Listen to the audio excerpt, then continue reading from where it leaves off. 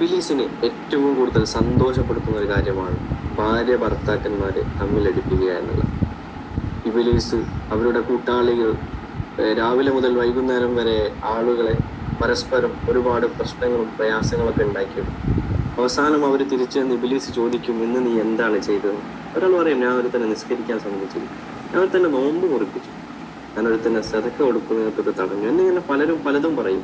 കൂട്ടത്തിലൊരുത്തം പറയും, ഞാനൊരു ഭാര്യയും ഭർത്താവിനെയും അവരെ പരസ്പരം തെറ്റിക്കലാണ് ഇബിലീസിന് ഏറ്റവും കൂടുതൽ സന്തോഷം ഉണ്ടാക്കുന്ന കാര്യം. പരസ്പരം വാക്തർക്കങ്ങൾ ഉണ്ടാകുമ്പോൾ കൂട്ടത്തിൽ ആരെങ്കിലും ഒരാൾ സംസാരിക്കാതിരുന്നാൽ തീരാവുന്നതേ. രണ്ടുപേരും അങ്ങോട്ടും ഇങ്ങോട്ടും കസർത്തിക്കൊണ്ടിരിക്കുമ്പോഴാണ് അവിടെ വിള്ളലുണ്ടാകുന്നത്. അങ്ങനെ നമ്മൾ തെറ്റിയിട്ട് ഇബിലീസ് സന്തോഷിക്കും. ഇബിലീസിന് ഏറ്റവും കൂടുതൽ